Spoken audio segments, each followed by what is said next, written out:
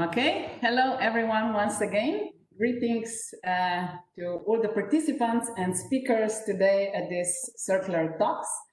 As I said, my name is Ledea Godina-Kushir. I'm the chair of Circular Economy Stakeholder platform that is co-hosting this event. And at this very beginning, I would first like to excuse our dear Kilian Loan, who was supposed to open the discussion, but unfortunately he cannot join us. So we tried to wrap up also a few messages that he would for sure deliver and share with you.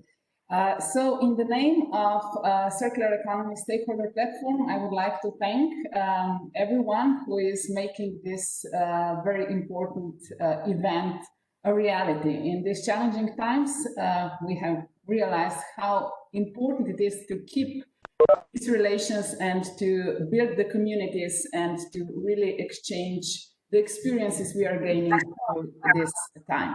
So first of all, a few words about the European Circular Economy Stakeholder Platform.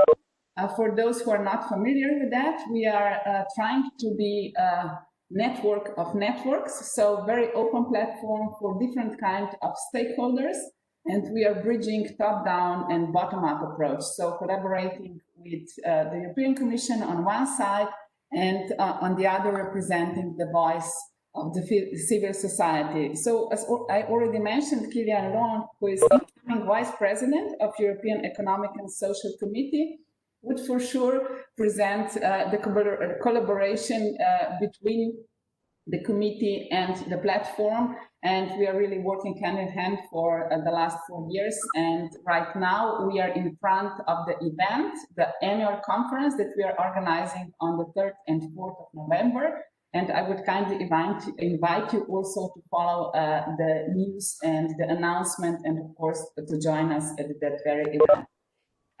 But now back to our event and to everything what is about to come. I would just like to start with some housekeeping rules as usual. So we have agreed that everyone is muted while not speaking. But before we start with the whole, let's say discussion, it is really nice to see faces. So it is very good if you are muted, but on the other hand, if you can afford to have video on so that we can see the faces and those who are behind the voices that are going to participate in the discussion.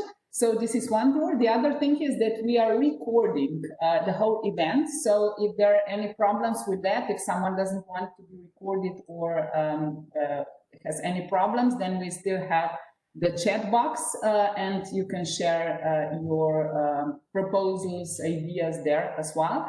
But otherwise, we have agreed, because this is a discussion, that everyone really participate with actively, so, or even proactively, whenever you want to intervene, please feel free to do so. It is a pleasure having distinguished speakers among us. So during the whole cycle, we will start with David Peck from TU Delft. I will introduce him later on. Then we have Guido Soneman from University of Bordeaux. Then we have Esther Goodwin-Brown and from Circular Economy. And then we have Armida, sorry for the pronunciation. Armida, you will help me if I'm wrong. Yes, Armida Torreggiani. Torreggiani, thank you. Know the story, Gianni, or somehow. Don't worry, don't worry. Thanks. So thank you for the support. So these are our speakers, but next to that, because this is, of course, the event where everyone is equally important, I'm really encouraging you, experts who are with us, to feel free to share everything what can contribute to this constructive discussion. And I have no doubts that at the very end, we will have a very good harvesting of the day.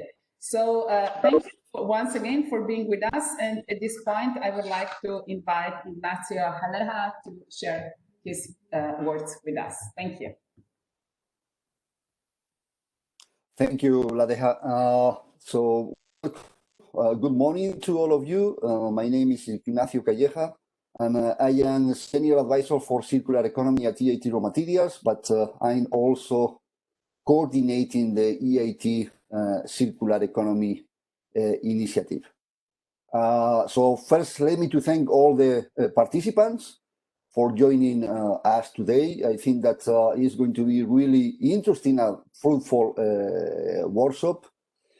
You bring in all your expertise and knowledge and inputs for this very important aspect of circular economy, which is education, learning, and skills. So regarding the EIT Circular Economy Initiative, this initiative was initiated in January this year. And we have the participation of 6 different KICs in this initiative. So we have EIT Climate KIC, we have EIT Digital, EIT Food, EIT Urban Mobility, EIT Manufacturing, and of course, EIT Raw Materials leading the initiative.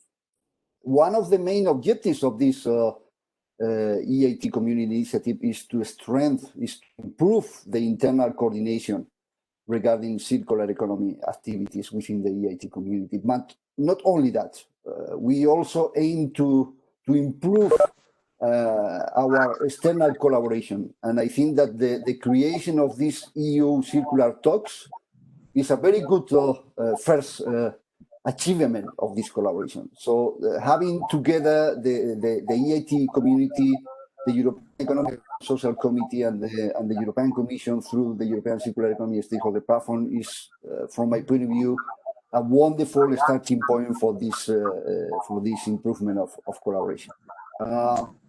The first topic included in this EU Circular Talks is education, learning, and skills. You know that for the kids community, education, learning, and schools and skills, is a very important aspect.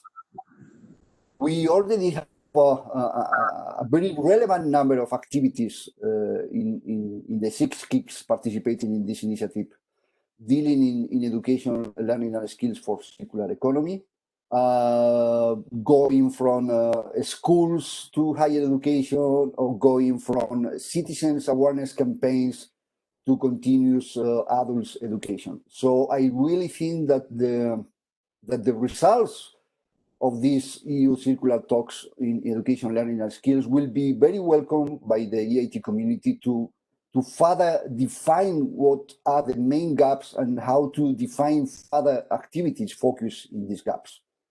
Finally, only to tell you that education, learning, and skills is only the first topic considered in these EU circular talks. In the coming years, we will continue with this initiative focused in different aspects related to circular economy, as for example, in the future, we could also deal with industrial symbiosis. So again, thank you, welcome, and I wish you a very successful workshop. Thank you, Ladia. Thank you very much for these encouraging words, and it is so good to see this kind of collaboration between EIT and the platform. And I would like to thank here also to Technopolis, because without them we couldn't be here. So thank you for your technical support and for reminding us of what is important at this very beginning, also to assure us that we can move smoothly through the program. So I would like to not give the floor, but at least the screen to Monica Kilmer-Hornberg, Deputy Head of Unit Schools and Multilingualism from EAC. Monica, please. Yes, thank you so much, and thank you very much for the invitation. And let me start also by saying just a statement reminding us about the fundamental task we have here. So our fundamental task of everyday education and learning for sustainable development is actually learning to weigh up and let go of habits that sustain unsustainability.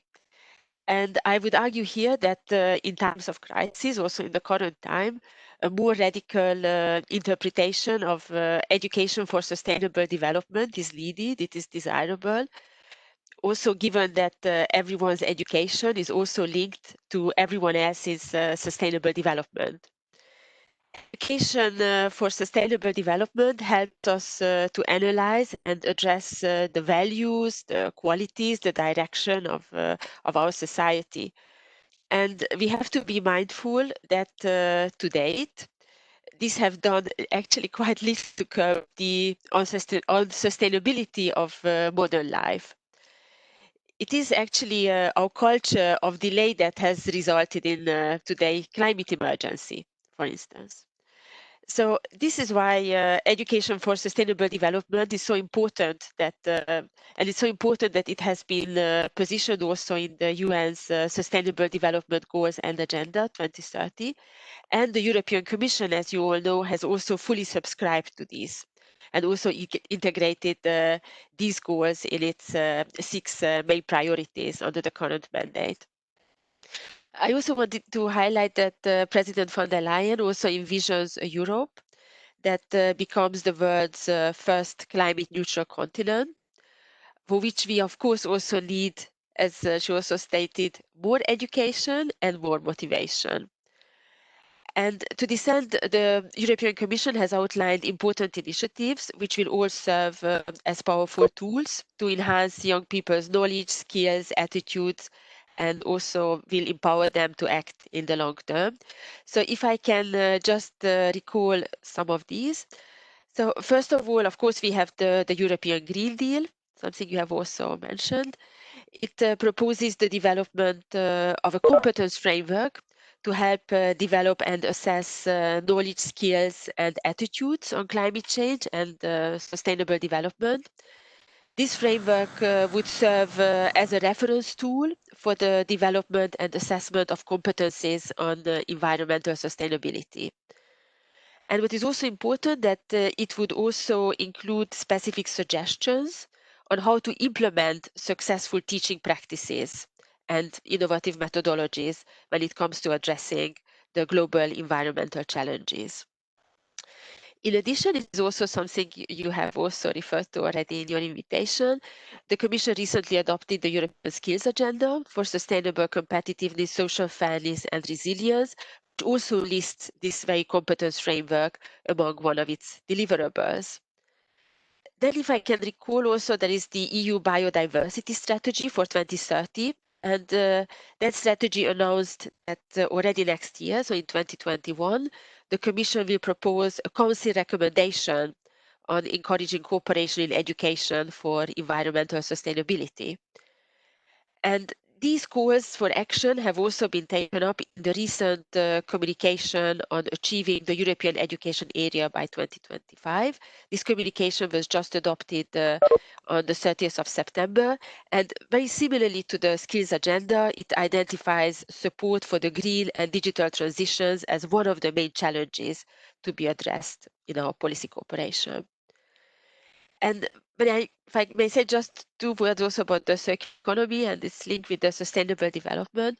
Of course, circular economy helps to decouple economic growth from resource use and its impacts, and therefore it is a very important prerequisite for the establishment of sustainable development.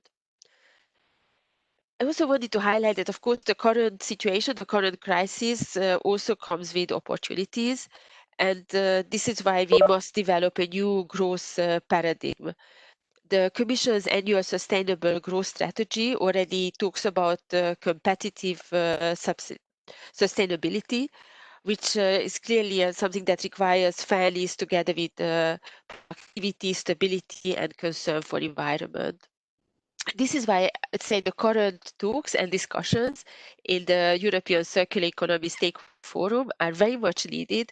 They are very important and extremely timely because I would say without the invaluable input of all stakeholders, international players, experts like yourselves, the Commission could not possibly address all these wide-ranging factors and determine the outcome of our actions.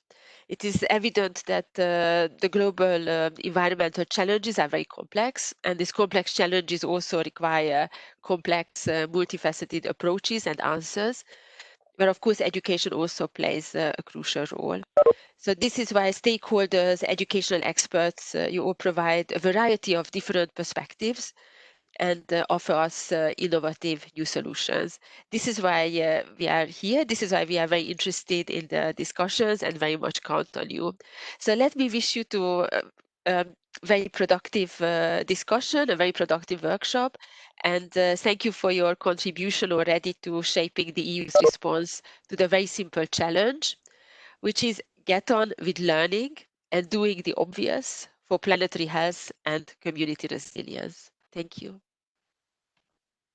Thank you, Monica, for this great introduction. And it is so good to hear how we understand that we do not have all the answers, but we do have each other. And this is important. And also in these complex and complicated times, it helps if we support each other and really see how to jointly co-create solutions. And that is exactly what is in the essence also of our Circular Economy Stakeholder Platform. So thank you very much for this.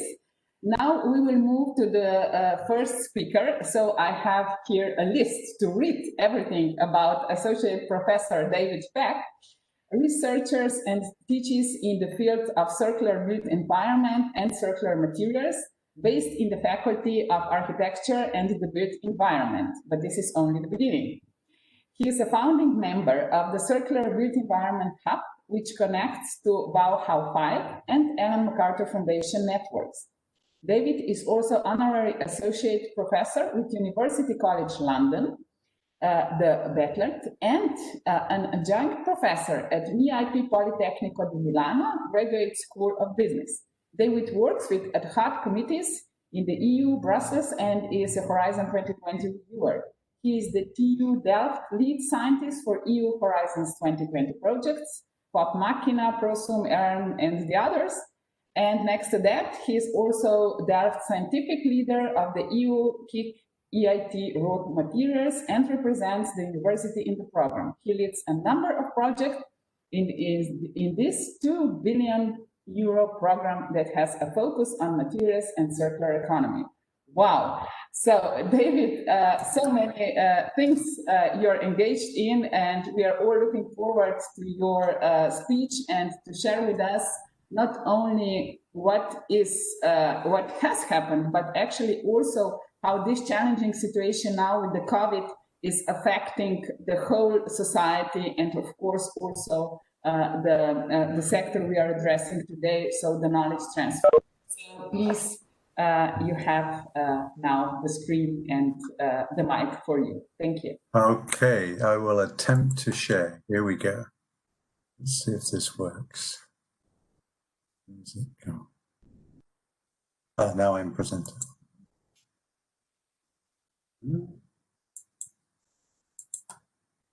Okay, it's just loading.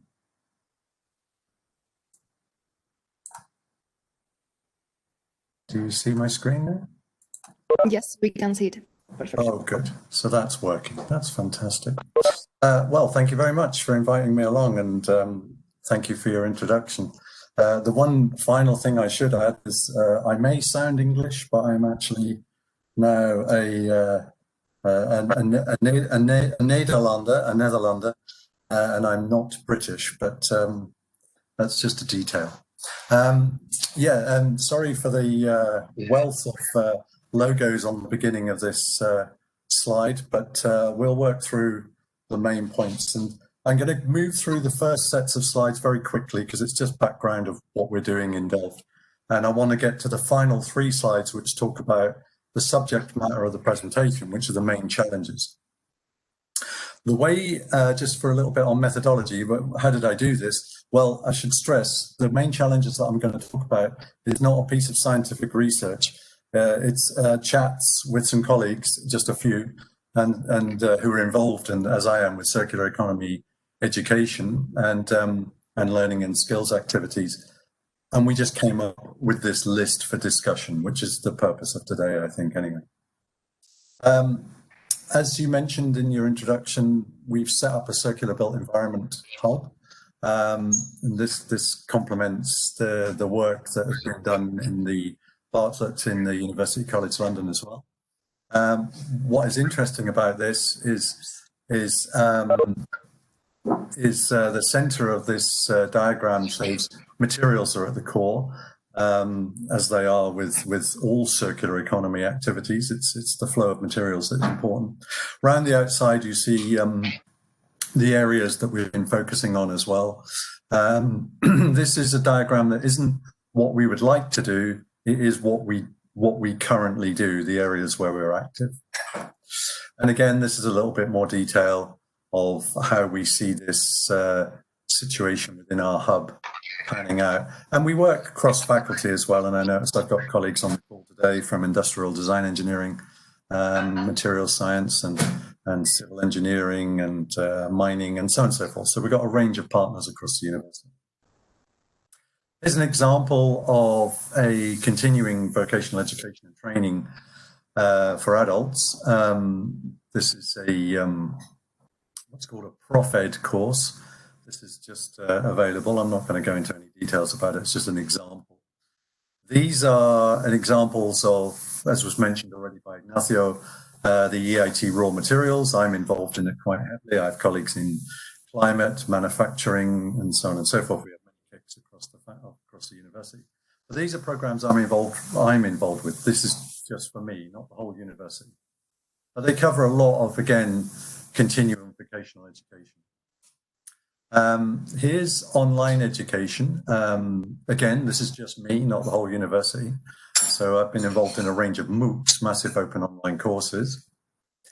Now I want to get to these slides here because I want to spend the time I have, and I don't want to be too long because I don't want to put the program behind too much. But these are the areas where we feel through our discussions that we've got something to say or something we've observed. And I'll go through them in turn. So the first point there is capacity, number of people. And when we talk about teachers, obviously within higher education, we mean qualified teachers, not ad hoc non-professionals that we sometimes use for they have industry experience and so on and so forth. But these are actually teachers within our faculties with the sufficient in-depth knowledge in the field of circular activities. And there we find we have a desperate shortage. We do not have enough. And then the second point that builds on that is, well, it's not quick to develop.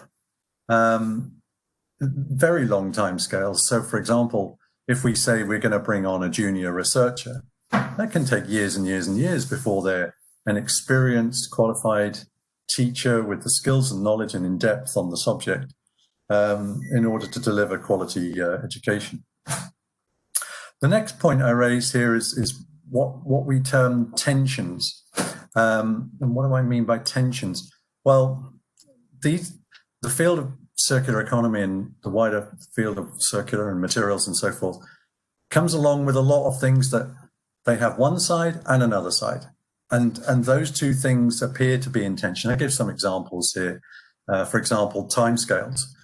When you talk short timescales, you can come up with certain circular solutions. When you talk long timescales, you come up with different ones, and those two can be in tension.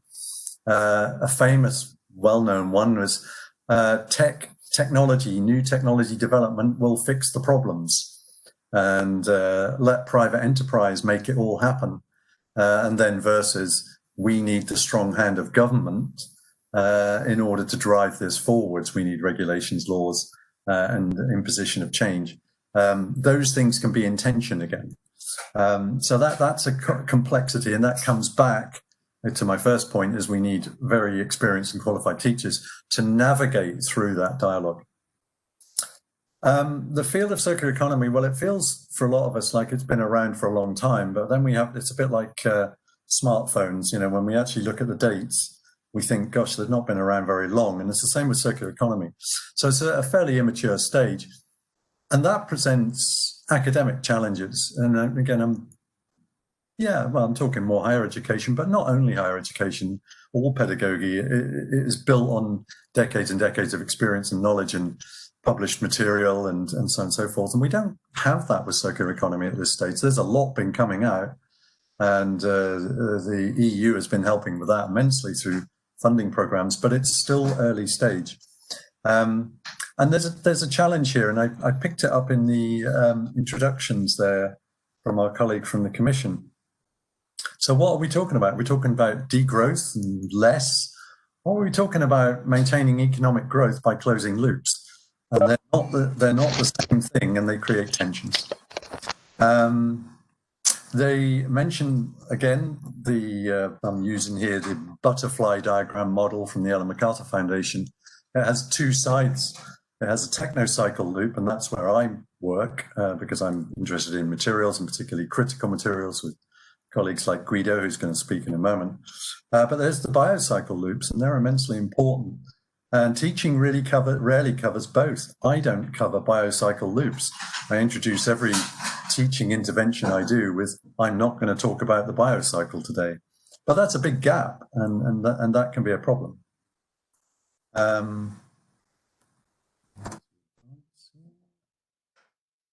Here we go. Business schools. Well, I work with a business school, obviously, in Politecnico di Milano, so they're the exception. But generally, business schools have been slow adopters in this field. And it's beginning to pick up now, and I see more business schools. But the problem is that business schools have a big influence on how business thinks. And if they're not taking it very serious, then circular is not seen as a serious business thing. It's a sustainability academic thing, and it's not getting the traction in the market that it should have. And I think that can be a barrier to learning as well. Many see circular economy as greening, an add-on activity. It's the same as putting a badge on something and calling it blue or whatever else. And it's not seen as a systemic change. Those, obviously, like the colleagues on this call who understand it very well, know that it requires major systemic change on a scale that is quite daunting. The other challenge within this same point is materials and energy. I talk about them being two sides of the same coin, but too often I hear people talking about circular economy, and you ask about energy and they sort of look at you blankly like, well, no, I'm talking about circular economy, not energy. They're linked together. And there's another aspect here, and we see this tension within the EIT raw materials, which we work through together. But if you take, if you like, the primary mining side of things at one end on materials, and then you take other actors much further down the supply chain, products, say, for instance, and looking at circular products, there's a tension there, and they're not always in agreement on the way forwards. And that's something we try and resolve, but it is a challenge, and it's a challenge for learners to understand as well. Yeah, this number 8 is about the educational silos. Those of us that work in universities obviously all know about traditional silos. They can be faculties, they can be disciplines, they can be ways of thinking. As we know, circular requires incredible cross-disciplinary working. And again, that's one of the big advantages of KICS, that it puts us all in the same room. And often we find once we're all in the same room, our differences are much less than our similarities. However, that is a challenge within universities. And I certainly would say it's a challenge within my university, that we still work on a traditional, what I would call 19th century model of faculty silos, which sometimes for all sorts of reasons, financial and political, find it difficult to come together. And that follows on with the next point, that multidisciplinary working is essential, but we don't always speak the same language. And I don't mean the languages of Europe, for example, I mean the same scientific language. The focus currently, number 10, the focus currently on the field is around engineering, technology, science, and business, even though the business side is not been so strong.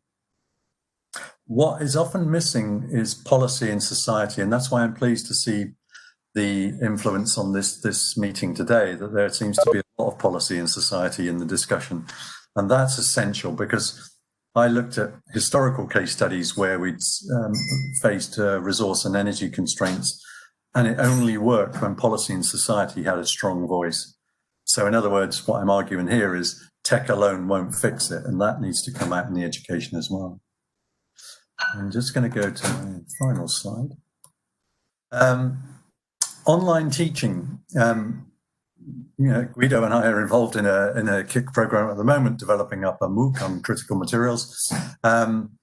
One of the things, not within our consortium, but more widely across Europe, there's a big difference in skills and equipment, the necessary equipment, facilities, studios, servers, all sorts of technology equipment needed to provide high quality online teaching. And there's gaps. There's also skills, and sometimes people think, well, online teaching is just the same as face-to-face teaching. You just got a camera in front of you. And the answer is, it is not. It is radically different. I suppose the analogy is a bit like stage acting and acting for television. They're not the same. It's still acting, but it's a very different format. Yeah, the professional CVT2, the Continuum Vocational Education Training Learners. This is a difficulty for traditional universities. Some are very good at working with these types of learners. Most are not. Most in continental Europe definitely are not. And that's a challenge. And sometimes what universities want to do is treat professional learners the same as their full-time students. And that doesn't work. They're different and they need a different approach. So that's a challenge. They also need, number 14 there, they need different times, modes and times of learning. When they want to do the learning, how they want to do it is different. And the final point is what I call the sort of time lag. So if we have a set of professional learners, if we have younger learners, full-time learners, earlier stage, how long before they're actually in a position? I'm saying here 20 years. Whereas the professional learners now can be in positions of influence and can make this rapid shift. And we have to remind ourselves, we talk about 2030 goals. Well, we're almost at 2021. So, we're soon going to be saying we've got 9 years left, which is not long to drive change. So I think, looking at the time, I need to finish. That is all I wanted to say. So those final 3 slides are really the main points I wanted to make. And now you need to take away the rights from me, because I don't know how to give it back to you. So thank you, David. It was great, not only introduction, but an overview of challenges as well of very valuable experiences. So at this point, I'm opening the floor for a discussion. As we said, one thing is, of course, to ask questions, and David is here willing to answer. But the other important aspect is also to share your experiences. So it is about the discussion, and you can contribute both ways, by asking questions or by sharing your experiences or challenges or whatever you would like to share. So please feel free to start.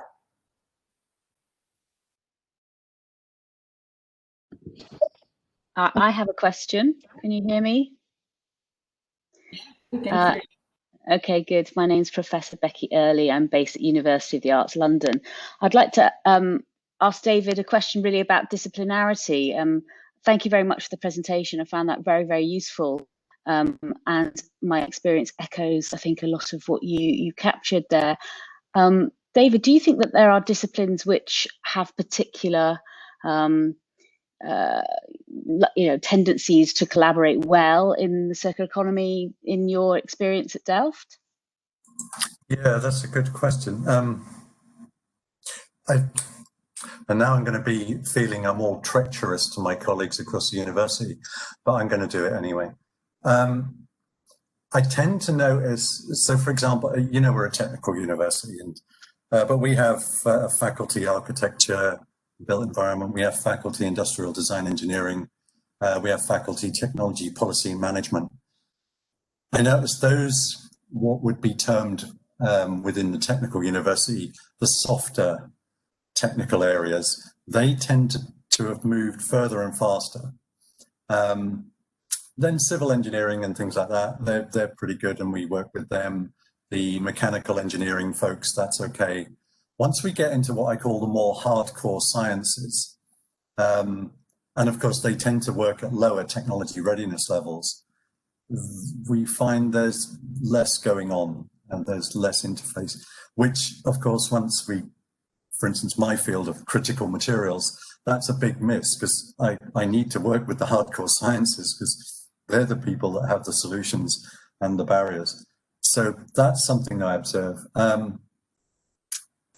It's interesting, you're from a University of the Arts, so I noticed that there seems to be a lot more activity within that sphere. Do you agree?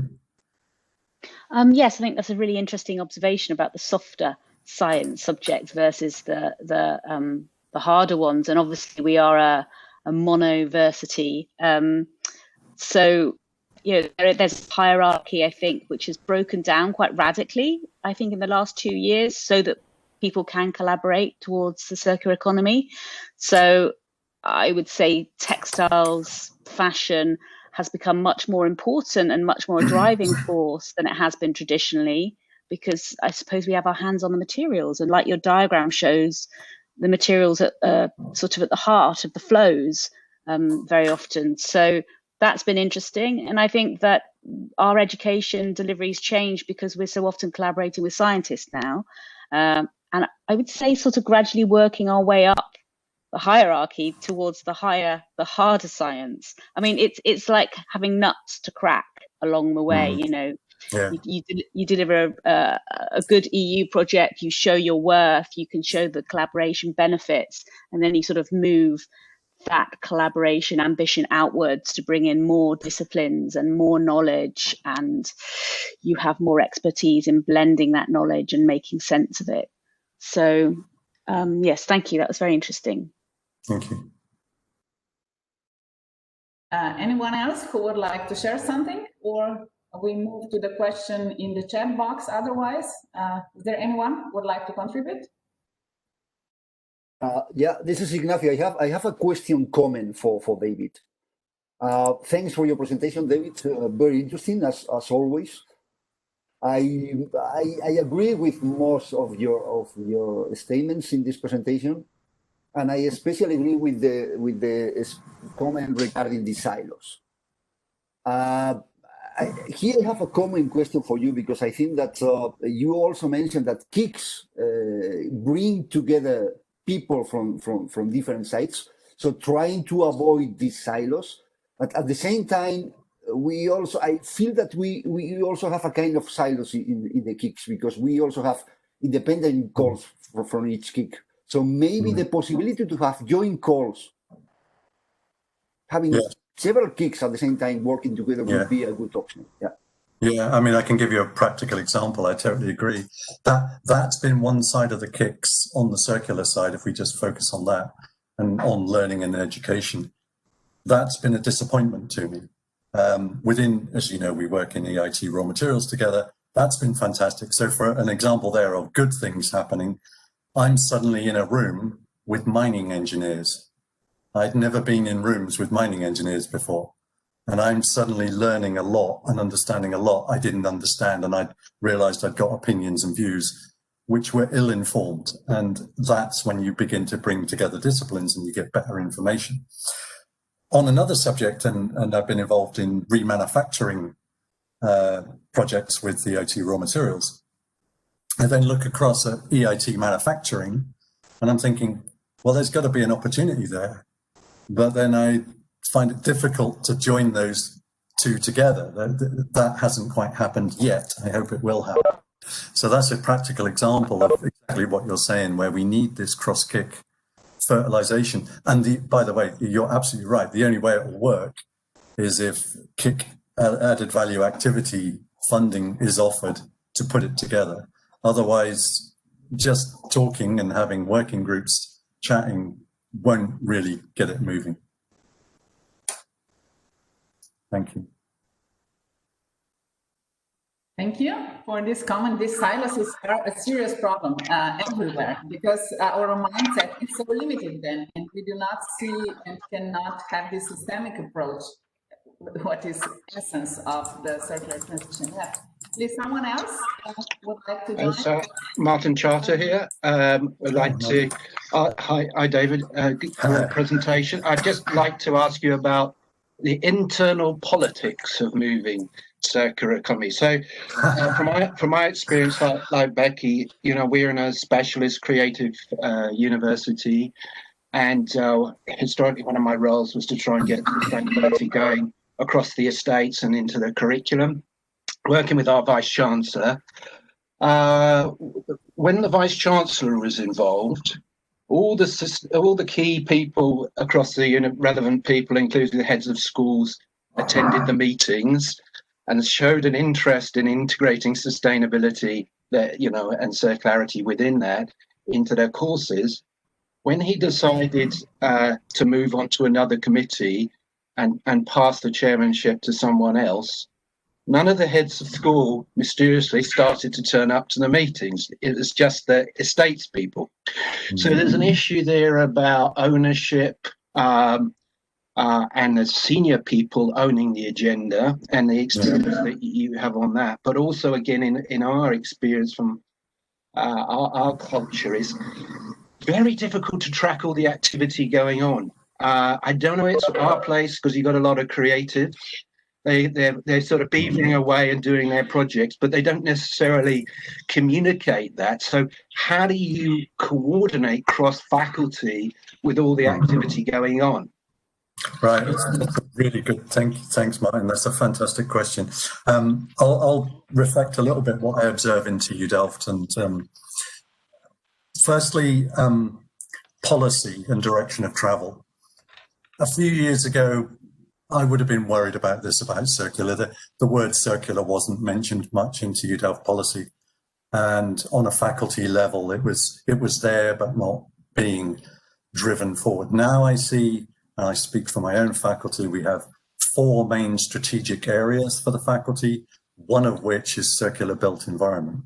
So, you know, I can arguably say a quarter of our strategic intent in my large, and we are a large faculty, is around circular. That's in itself driven by a dean and by the senior management team and the faculty. So that comes back to your point about that's tenuous and dangerous, because what happens when the dean or the senior team changes? Does it die? Well, no, it doesn't, because then the central, led by the rector and the senior management team in the university, also has circular as a key strategic intent. So that's a double lock, if you like. So even if a faculty has an attempt at a change of direction, the university senior team would step in and sort of go, no, we are wanting to become a circular education provider. The second point that you raised was networks within an organization, networks within a university, for example. And that we have struggled with. There's a sort of, one of the things that started to happen, and this was with colleagues in industrial design engineering, we started floating around an Excel spreadsheet with names and emails on, and just flicking it around from person to person to person. I've been there. It's incredible. Yeah, exactly. It's an incredibly unscientific, strange way of doing things. It seemed to work a little bit once this spreadsheet was floating around. Now that seems to have stopped, or at least not been improved much. Now we're going to reinvigorate it again, so the spreadsheet's going to go around. One of the things that's helped us a lot is when we've got Dean funding to set up this circular built environment hub, and then we've got links in with the senior management team. So we've got representatives there and heads of departments and deans and so on and so forth. That helps a lot, because we start to form up more cross-faculty communities of practice. But if you ask me, do I have a full list of everybody who's involved in circular in TU Delft? No, I don't. Do I think I miss people? Yes, I do. Do I know who all the PhDs are? No, I don't. Do we miss them? Yes. And that's just within one organization. And then we spread it out across the Netherlands, and then we spread it out across EU27 or the EU27 plus UK.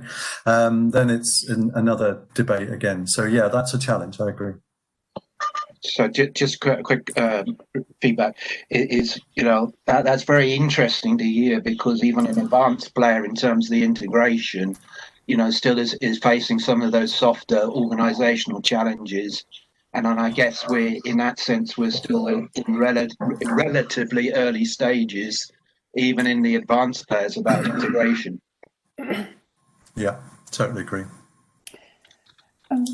I have a comment or question, I don't know exactly. Hello, David. It's Laurence from ELS World. I am considering the importance of the skills for the sector. I was wondering why there is no initiative at the European level, the type of Erasmus+. To blueprint for sectorial skills initiatives for the steel sector, but there is also a cross-sectorial on industrial symbiosis. And this type of project aims at identifying the future skills of this sector. So I think considering the importance of circular economy, I was wondering if something similar should be launched. Well, there's a little bit out of my scope because I can't speak for the European Commission. All I would say is there may be what we say in English a chicken and egg problem here. What I would hate to see is that there are circular economy qualifications awarded and then the rest. That would be a disaster. So what we need to see is circular economy integrated into all kinds of programs in an in-depth way.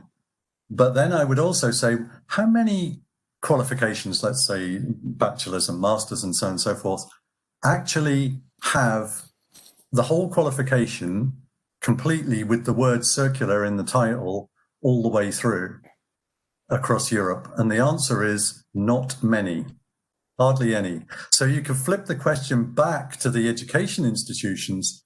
I'm just thinking as if I was in the Commission and say, when you get your act together and when you have a whole range of programs which you're offering, which deliver circular in the title as a qualifications, then we might respond. I don't know, maybe that's unfair. Yeah, but I was not talking only on higher education. I was talking about the current workforce who needs such skills and competencies. So that was the aim of this kind of project. Yeah, no, absolutely, Laurence, you're right. And that came back to my point of universities. Most universities are not very good at delivering this type of work. This has been a challenge, and thank you to the KIC EIT Raw Materials for pushing this challenge. You know, I suddenly sit there and I in the beginning, I had to fight education managers because I walk in the room and go, I have an education project. And they'd go, well, what is it? I go, well, I've got a bunch of learners from industry. And by the way, we're going to do this online. And they look at me and go, that's not education. Where are the students sat in a lecture hall? And I'm going, no, it's not that type of education. And I'm confused. I don't know what this is. So that's a barrier that we've had to work through internally. And I think, but you know, TU Delft is fairly adaptable and open to these ideas. I see many other universities across Europe, across the EU, where they're not adaptable. You know, if there's not 300 young people sat in a lecture hall, it's not education. So that's a barrier we've got to work through, I think. Thank you. Yeah, sorry to interrupt because some people already raised hands. Thank you for this intervention. So I would like to go now to Esther. I guess that she was one of those. And then we have Paul and Atkins. So just to be fair enough. So the others who would like to add something, please, you have this option as well to raise your hand. So first Esther and then we move to Paul. Yeah. Great, thank you. I wanted to reflect on and maybe get some opinions on that first challenge that you put forwards around the teachers and the educators not having the in-depth knowledge and the challenge that creates in translating the kind of skills and knowledge that we need, and if there are existing initiatives looking at this or the way that different institutions might be tackling this. Yeah, it was driven, that comment came first because it was driven recently with a conversation with a colleague. And here I'm going to be very careful because I won't name the member state and I certainly won't name the organization. But he said, a colleague said to me, I've got an inquiry here from a member state in the EU, from a university in a city. And what they want to do is develop a whole new qualification, master's qualification program on a circular economy topic. And I said, oh, great. I said, let's have a look. And I looked at their website, and there was nothing on sustainability that they'd ever done. And then I got chatting to this colleague. I said, do you know this? Yeah, it's a guy. And he said to me, well, it seems to be a hot topic in Europe, and the EU seems to be funding it a lot, so we better get on board. And I was like, okay. I said, when do they want to start running this program? He said, September 2021. And I said, do they have any knowledge about circular or sustainability at all? Did they ever run anything before? No. Are they hiring people? No. They think they'll just figure it out in the next so many months and deliver a qualification. And I sat there and I thought, oh my God, that's going to be a recipe for disaster. I think this is going on a lot as the Commission and member states start funding more and more activity. Of course, as we're all under pressure, and especially with COVID-19, we're under pressure to go for the funding.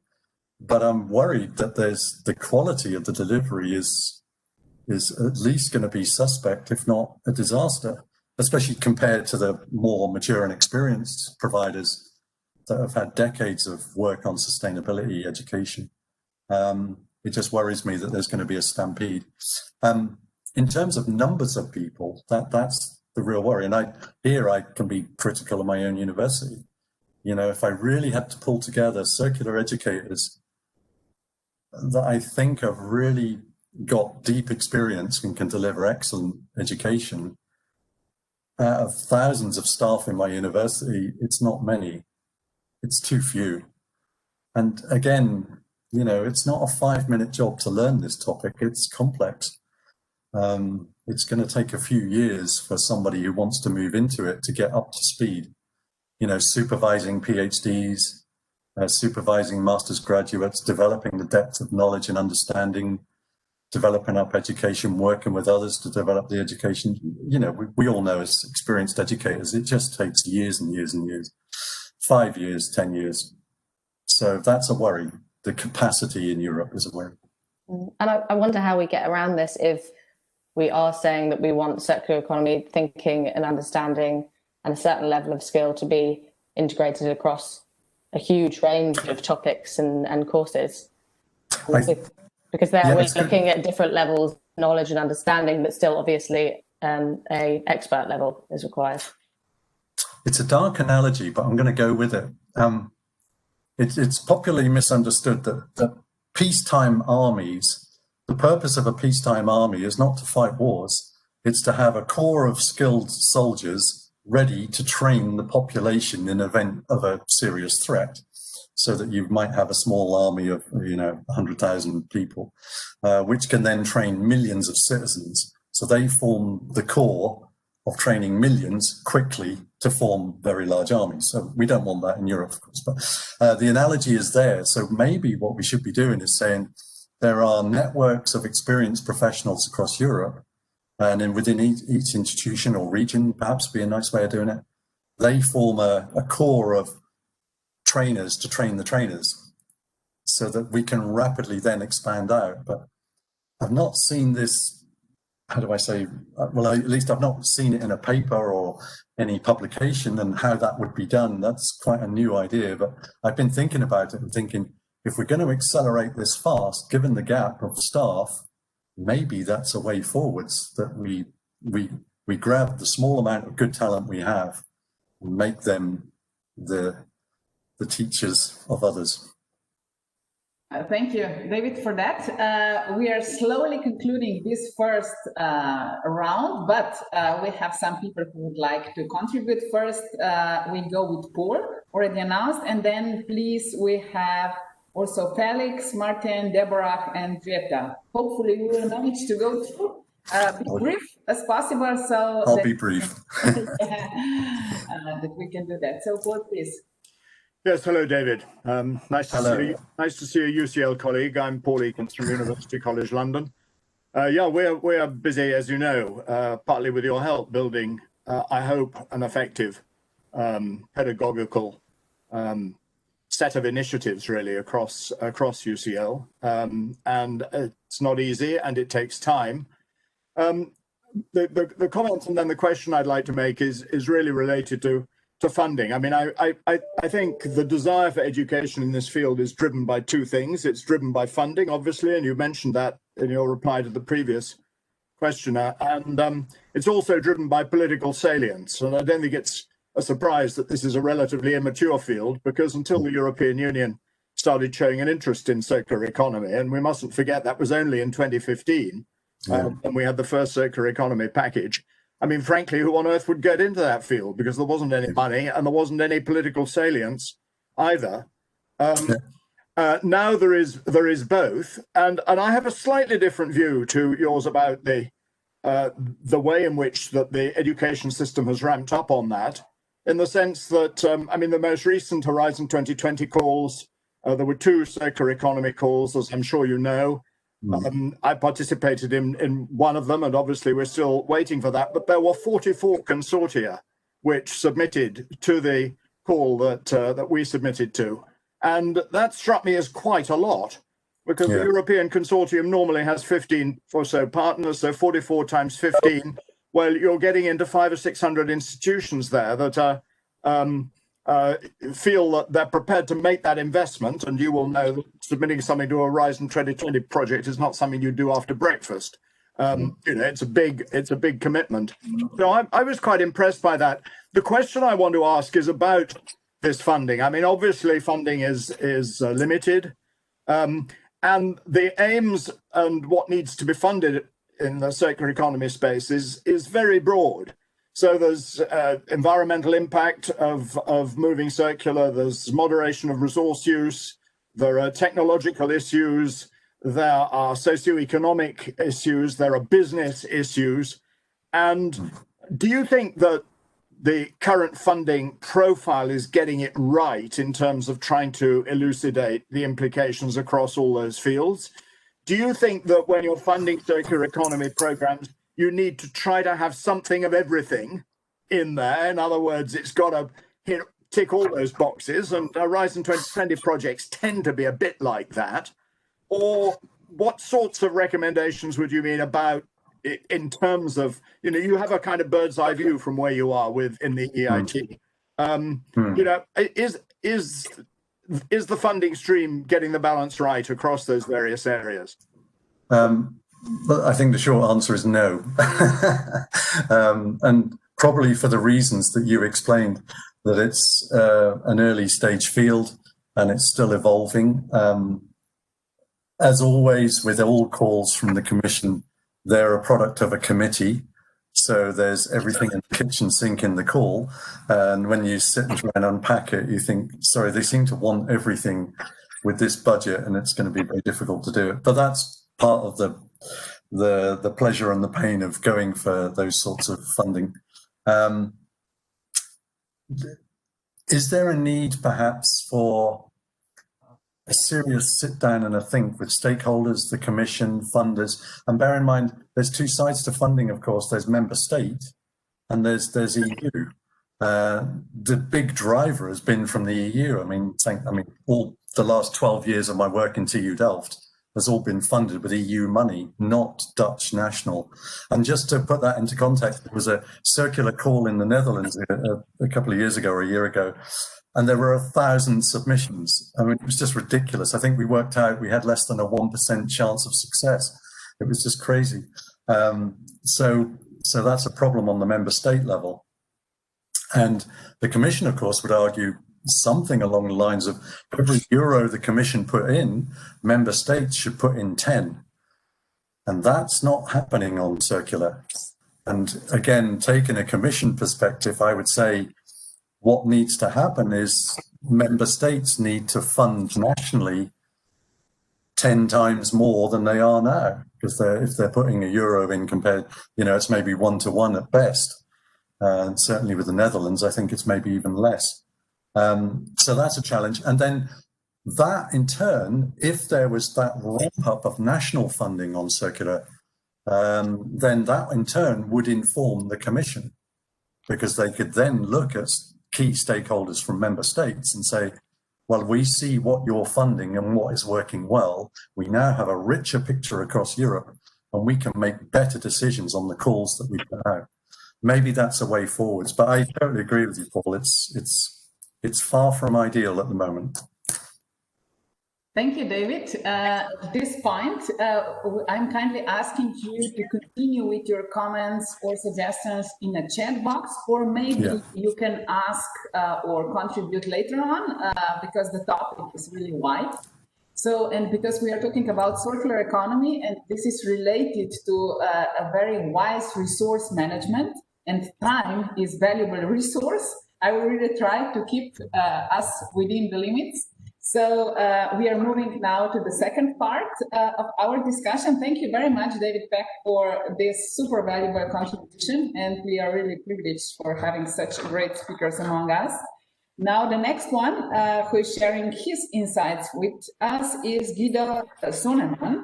So he's a full professor